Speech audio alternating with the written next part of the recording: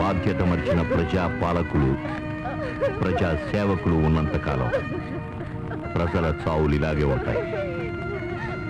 ఈ అరాచకం ఇంకెన్నాళ్ళో సాగదు.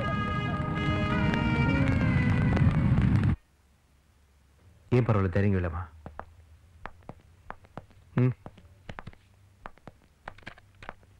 సార్.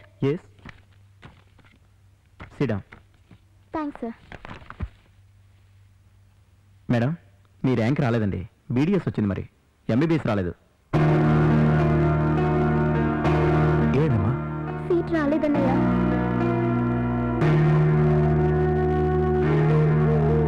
ఏంటల్లి, కౌన్సిలింగ్కి వెళ్ళలేదా? ఇలా వచ్చావు? కౌన్సిలింగ్కి వెళ్ళాను నాన్న. ఒక్క ర్యాంక్ తేడాతో సీట్ పోయింది. పోన్లే తల్లి, ఈసారి ఫస్ట్ ర్యాంక్ తెచ్చుకుందు గాని. ఒక సంవత్సరం అంతా వృధా అయిపోతుంది నాన్న. అయితే కానీ తల్లి, చేసేదేముంది?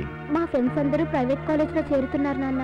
నేను కూడా జాయిన్ అవుతాను నాన్న. ప్రైవేట్ కాలేజ్ అంటే మాట్లా బోల్డెన్ డొనేషన్స్, టర్మ్ ఫీజులు ఉంటాయి. అది మన వల్ల సాధ్యం కాదమ్మా. ఫస్ట్ ర్యాంక్ తెచ్చుకోవడానికి ప్రయత్నించాలి.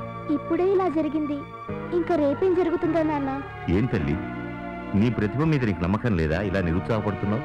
నేను ప్రతిభను నమ్ముకునే మేజర్గా పైకొచ్చిన వాడిని. ప్రతిభకి పట్టాభిషేకం జరగాలి. నువ్వు కూడా ప్రతిభని నమ్ముకొని ఫస్ట్ ర్యాంక్ తెచ్చుకోవడానికి ప్రయత్నించు. ఎన్నో రకాల రిజర్వేషన్ విధానాలు, ప్రతిభకు మనుగడెక్కడుంది నాన్న? రాజ్యాంగ విధానమే అలా ఉన్నప్పుడు ఏం చేయగలని చెప్పు. ప్రతిభతోనే పైకి రావాలి. వెళ్ళమ్మా, వెళ్ళు. వెళ్ళి ఫస్ట్ ర్యాంక్ మీదే దృష్టి పెట్టి బాగా చదువు.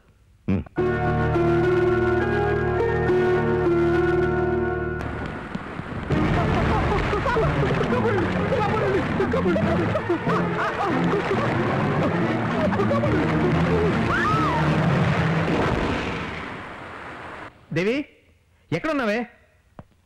దేవి, ఏంటి లైట్ ఆఫ్ చేసుకున్నావు? దేవి, దేవి, దేవి, దేవి, ఎంత పని చేసావమ్మా? అయ్యో, పోలీస్ స్టేషన్ తప్పండి, తప్పండి.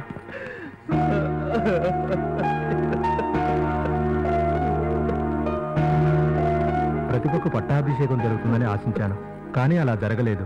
అందుకే నేను ఊరేసుకొని చనిపోతున్నాను. దీనికి ఎవరూ బాధ్యులు కాదు.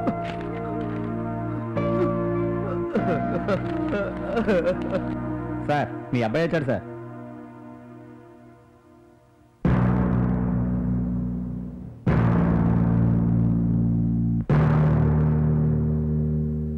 మళ్ళీ ఎందుకు వచ్చావు? తనకు కాలేజీలో సీట్ రాలేదని చెల్లి ఊరేసుకొని చనిపోయింది.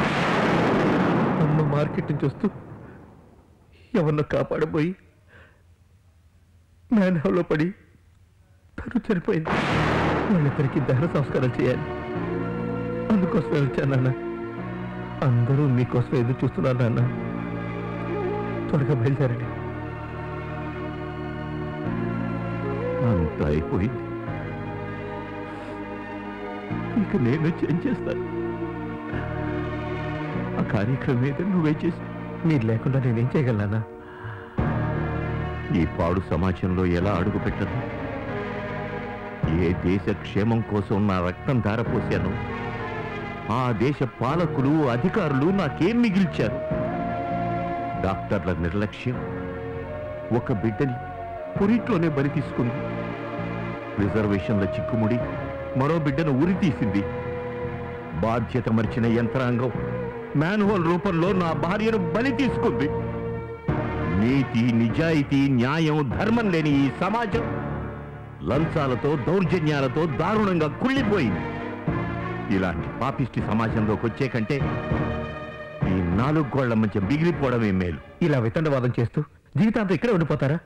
దయచేసి నా మాట వినండి నాన్న. దహన సంస్కారాలకు ఆలస్యం అవుతుంది. రండి నాన్న.